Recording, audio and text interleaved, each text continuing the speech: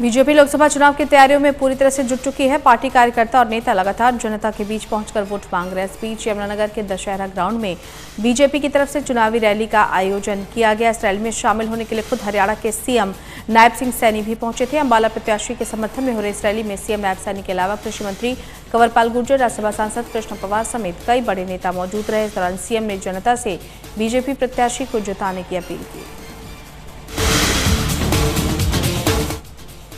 लोकसभा चुनाव के बीच जगाधरी विधानसभा में विपक्षी दलों को करारा झटका लगा है। कृषि मंत्री कंवरपाल गुर्जर के नेतृत्व में यमुनानगर की जगाधरी विधानसभा के गांव बरौली माजरा में सैकड़ों ग्रामीण विभिन्न दलों को छोड़कर बीजेपी में शामिल हो गए। इस मौके पर ग्रामीणों ने कृषि मंत्री का जोरदार स्वागत किया। इस मौके पर कृषि मंत्री कंवरपाल गुर्जर ने कहा कि बीजेपी सरकार बिना किसी भेदभाव के समान रूप से सभी जगह विकास काम करवा रही है।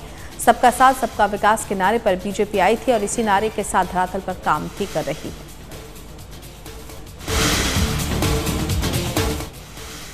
हरियाणा के यमुनानगर में विजय संकल्प रैली का आयोजन किया गया। इस रैली में सीएम नायब सिंह सैनी और कृषि मंत्री कंवरपाल गुर्जर समेत कई बड़े नेता पहुंचे थे।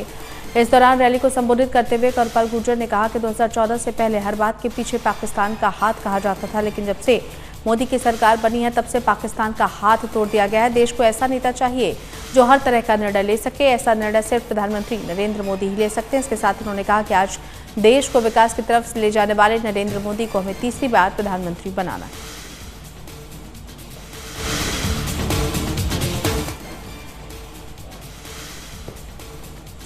इनेलो की तरफ से सिरसा के मल्लिका गांव में कार्यकर्ता सम्मेलन का आयोजन किया गया। इस कार्यक्रम में इनेलो प्रदेश अध्यक्ष रामपाल माजरा और विधायक अभय चौटाला पहुंचे, जहां कार्यकर्ताओं ने दोनों नेताओं का जोरदार स्वागत किया। इस दौरान उन्होंने दावा किया कि हरियाणा की सभी 10 लोकसभा सीटों पर इनेलो उम्मीदवारों की जीत होगी, क्योंकि प्रदेश में इंडियन नेशनल लोकदल की हवा दिखाई दे रही है। इस कार्यक्रम के दौरान रामपाल माजरा ने कांग्रेस पर भी जमकर निशाना साधा। उन्होंने कहा कि कांग्रेस में कोई भी नेता चुनाव लड़ने के लिए तैयार नहीं है।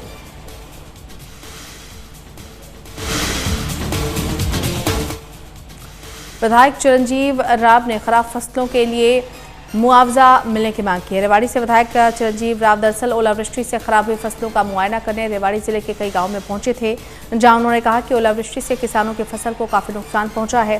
प्राकृतिक आपदा अन्नदाता के श्रम को हानि पहुंचा रही है, जिससे किसान की आर्थिक स्थिति बिगड़ रही है। किसानों के नुकसान की भरपाई के लिए सरकार को तुरंत गिरदावरी कराकर मुआवजा देना चाहिए।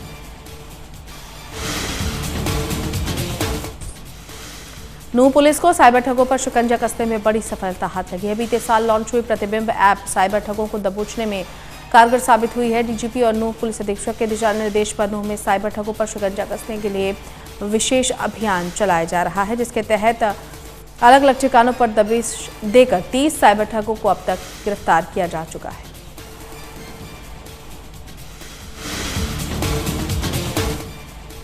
लोकसभा चुनाव को लेकर भवानीखेड़ा में विजय संकल्प रैली का आयोजन किया गया, जिसमें सीएम नायब सिंह सैनी समेत तमाम मंत्री मौजूद रहे।